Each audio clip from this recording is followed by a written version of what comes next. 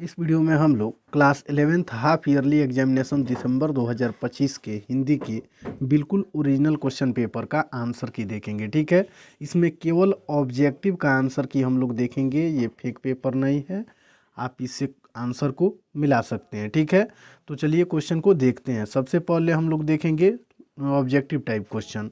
तो यदि आप चैनल पर पहली बार हैं तो चैनल को सब्सक्राइब जरूर कीजिएगा और अपने दोस्तों को भी शेयर जरूर कीजिएगा। ठीक है, ये बिल्कुल रियल पेपर है। देखिए क्वेश्चन नंबर 1 में दिया हुआ है कि निम्नलिखित में से गोदान नामक उपन्यास के लेखक कौन है।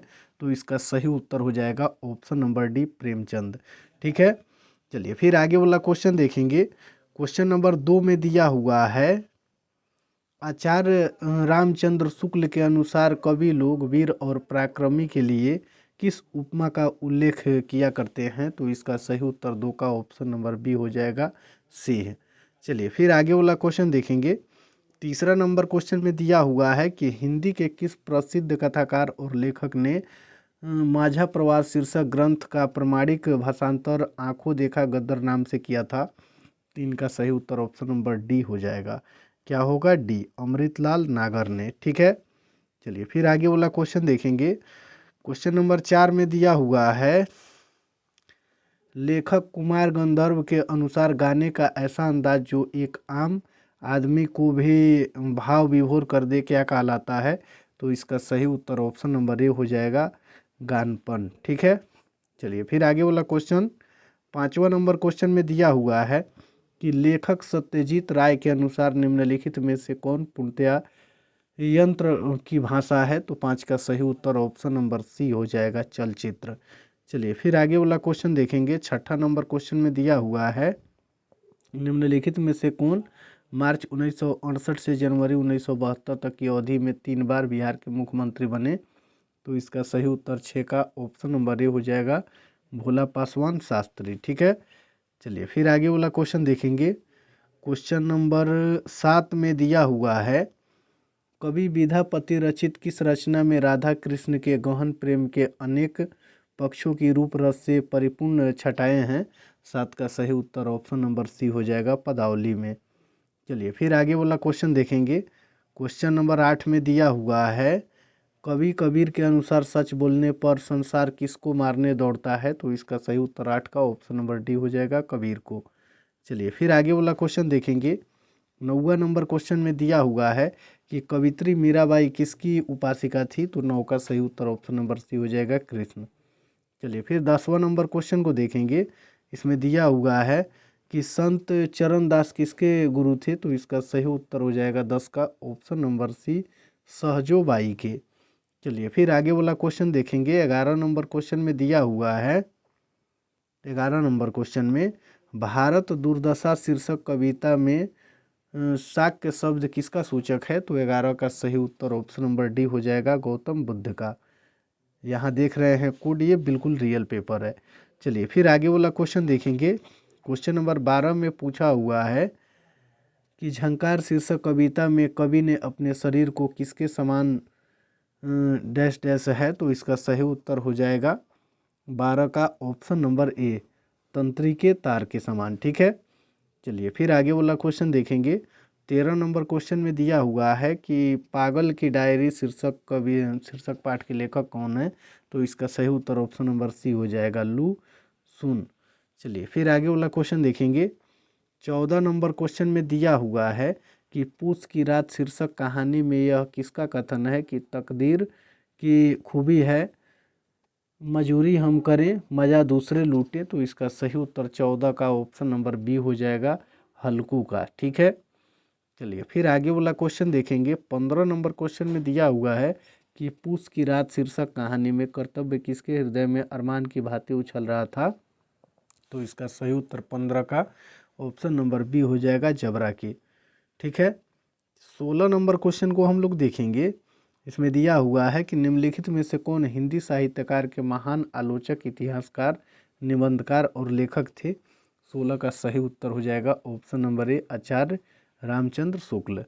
चलिए फिर आगे वाला क्वेश्चन देखेंगे। 17 नंबर क्वेश्चन में दिया हुआ है कि कविता की परख शीर्षक पाठ के अनुसार किसने श्री कृष्ण के अंग प्रत्यंग का जो वर्णन किया उसे पढ़ या सुनकर मन सौंदर्य की भावना से लीन हो जाता है। तो 17 का सही उत्तर ऑप्शन नंबर बी हो जाएगा, मीराबाई ने। चलिए फिर आगे वाला क्वेश्चन देखेंगे। क्वेश्चन नंबर 18 में दिया हुआ है कि आंखों देखा गद्दर शीर्षक पाठ के अनुसार झांसी की रानी लक्ष्मीबाई के घोड़े का रंग क्या था।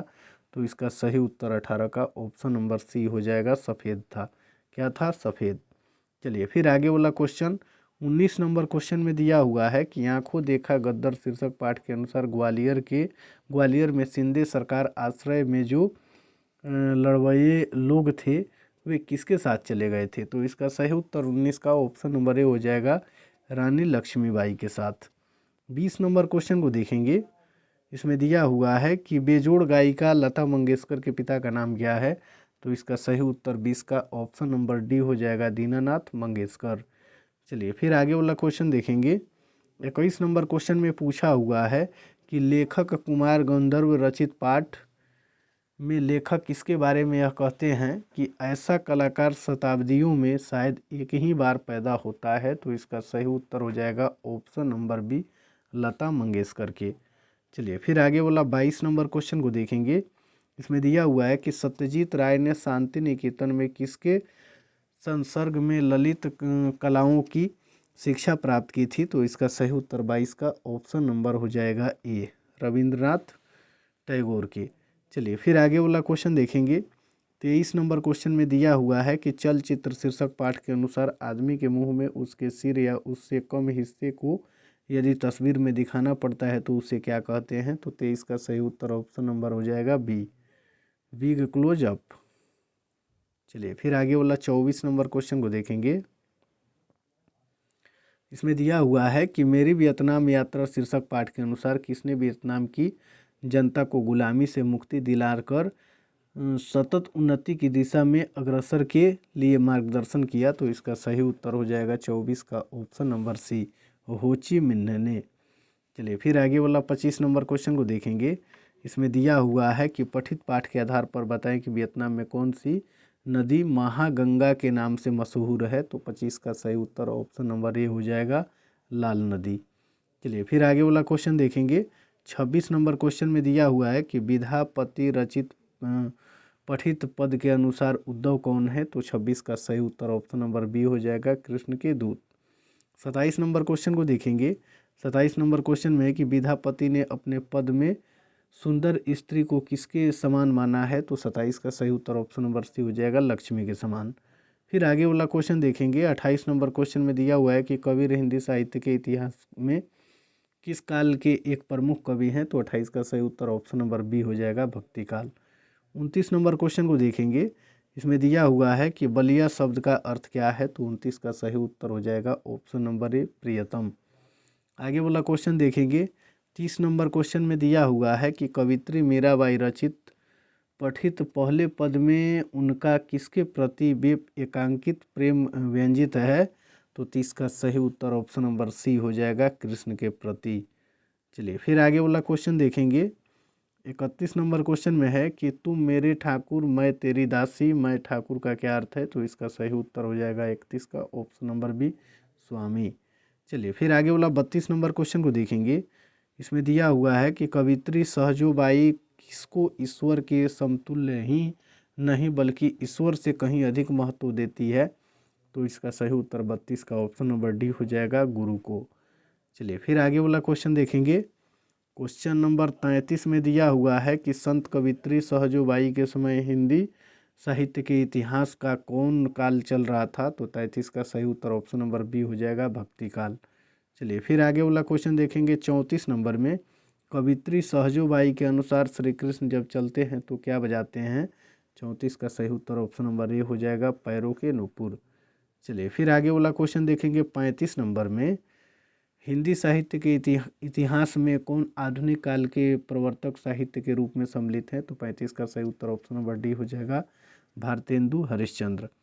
चलिए फिर आगे वाला क्वेश्चन देखेंगे। 36 नंबर में इसमें दिया हुआ है कि भारत दुर्दशा शीर्षक कविता के अनुसार अंध पंगु और दिनहीन होकर कौन बिलख रहे हैं। तो 36 का सही उत्तर ऑप्शन नंबर बी हो जाएगा, भारत के लोग। आगे वाला क्वेश्चन 37 नंबर क्वेश्चन में दिया हुआ है कि भारत दुर्दशा शीर्षक कविता के अनुसार भारत की दुर्दशा का प्रधान कारण है, तो इसका सही उत्तर हो जाएगा 37 का ऑप्शन नंबर सी, गुलामी। चलिए फिर आगे वाला क्वेश्चन 38 नंबर क्वेश्चन में दिया हुआ है कि निम्नलिखित में से कौन आधुनिक भारत के प्रथम राष्ट्र कवि तथा नए भारत के हिंदी जनता के प्रतिनिधित्व कवि के रूप में सम्मानित हैं। तो 38 का सही उत्तर हो जाएगा option number B, Bharatendu Harishchandra. चलिए 39 नंबर क्वेश्चन को देखेंगे। इसमें दिया हुआ है कि झंकार शीर्षक कविता के अनुसार मनुष्य ईश्वर का क्या है, तो इसका सही उत्तर हो जाएगा ऑप्शन नंबर बी, वाद्य यंत्र। चलिए 40 नंबर क्वेश्चन को देखेंगे। इसमें दिया हुआ है कि झंकार शब्द का अर्थ है, तो इसका सही उत्तर हो जाएगा 40 का ऑप्शन नंबर डी, संगीतमय ध्वनि। चलिए 41 नंबर क्वेश्चन को देखेंगे। इसमें दिया हुआ है कि हिंदी भाषा की लिपि का नाम क्या है, तो इसका सही उत्तर हो जाएगा ऑप्शन नंबर ए, देवनागरी। चलिए फिर आगे वाला क्वेश्चन देखेंगे। 42 नंबर क्वेश्चन में दिया हुआ है कि निम्न में से कौन अंतस्थ व्यंजन है, तो इसका सही उत्तर 42 का ऑप्शन नंबर सी हो जाएगा व। चलिए फिर आगे वाला क्वेश्चन देखेंगे। 43 नंबर क्वेश्चन में है कि अनुस्वार और विसर्ग ध्वनियों को क्या कहते हैं, तो इसका सही उत्तर 43 का ऑप्शन नंबर डी हो जाएगा, अयोगवाह। चलिए फिर आगे वाला क्वेश्चन देखेंगे। 44 नंबर क्वेश्चन में हिंदी में अनुनासिक वर्णों की संख्या कितनी है, तो इसका सही उत्तर ऑप्शन नंबर बी हो जाएगा 5। फिर 45 नंबर क्वेश्चन को देखेंगे। निम्नलिखित में से कौन घोष व्यंजन है, तो इसका सही उत्तर ऑप्शन नंबर हो जाएगा सी, जिसमें ज दिया हुआ है। ज जो होता है वो घोष होता है, ठीक है। 46 नंबर क्वेश्चन में है कि अ वर्ण का उच्चारण स्थान क्या है, तो इसका सही उत्तर ऑप्शन नंबर बी हो जाएगा, कंठ तालव्य। फिर आगे वाला क्वेश्चन देखेंगे 47 नंबर में। इसमें दिया हुआ है कि र वर्ण का उच्चारण स्थान क्या है, तो इसका सही उत्तर हो जाएगा ऑप्शन नंबर सी, ठीक है। चलिए फिर आगे वाला क्वेश्चन 48 नंबर क्वेश्चन में है, जब एक ही ध्वनि का द्वित्व हो जाए तब वह क्या कहलाती है, तो इसका सही उत्तर ऑप्शन नंबर ए हो जाएगा, युग्मक ध्वनि कहलाती है, ठीक है। चलिए 49 नंबर क्वेश्चन को देखेंगे। इसमें दिया हुआ है कि शब्द बोलते समय अर्थ या उच्चारण की स्पष्टता के लिए जब हम अक्षर पर विशेष बल देते हैं तब इस क्रिया को क्या कहते हैं, तो इसका सही उत्तर ऑप्शन नंबर बी हो जाएगा, बालाघात। चलिए फिर आगे वाला क्वेश्चन देखेंगे। 50 नंबर क्वेश्चन में है कि निम्नलिखित में से किसको सूर लहर कहते हैं, तो इसका सही उत्तर ऑप्शन नंबर डी हो जाएगा, अनुतान को। चलिए फिर आगे वाला क्वेश्चन नंबर 51 में दिया हुआ है, निम्नलिखित में से कौन स्वर संधि का उदाहरण है, तो इसका सही उत्तर हो जाएगा ऑप्शन नंबर सी। चलिए फिर आगे वाला क्वेश्चन देखेंगे। 52 नंबर क्वेश्चन में है कि नारायण शब्द का संधि विच्छेद क्या है, तो इसका सही उत्तर हो जाएगा ऑप्शन नंबर सी, ठीक है। चलिए फिर आगे वाला क्वेश्चन देखेंगे। क्वेश्चन नंबर 53 में दिया हुआ है कि किस समास में पदों के बीच ऐसा चिन्ह लगाया जाता है, तो इसका सही उत्तर हो जाएगा, योजक चिन्ह लगाया जाता है, इसको योजक बोला जाता है, तो इसका सही उत्तर ऑप्शन नंबर डी हो जाएगा, द्वंद्व समास। चलिए फिर आगे वाला क्वेश्चन देखेंगे। 54 नंबर में है कि निम्नलिखित में से कौन शुद्ध शब्द है, तो इसका सही उत्तर हो जाएगा ऑप्शन नंबर ए, गरुड़। चलिए फिर आगे वाला क्वेश्चन 55 नंबर क्वेश्चन में है कि निम्नलिखित में से कौन अशुद्ध शब्द है, तो इसका सही उत्तर हो जाएगा ऑप्शन नंबर डी, गृहस्थ। चलिए फिर आगे वाला क्वेश्चन देखेंगे। 56 नंबर क्वेश्चन में है कि जहाँ वाक्य की गति अंतिम रूप ले विचार के तार एक कदम टूट जाए वहाँ किस विराम चिन्ह का प्रयोग होता है, तो 56 का सही उत्तर ऑप्शन नंबर बी हो जाएगा, पूर्ण विराम, ठीक है। तो इसके बाद वाला वीडियो में हम पूरा सब्जेक्टिव का आंसर की अपलोड करने का प्रयास करेंगे, ठीक है। तो यदि आप चैनल पर पहली बार हैं तो चैनल को सब्सक्राइब जरूर कीजिए और अपने दोस्तों को भी शेयर ज़रूर कीजिए।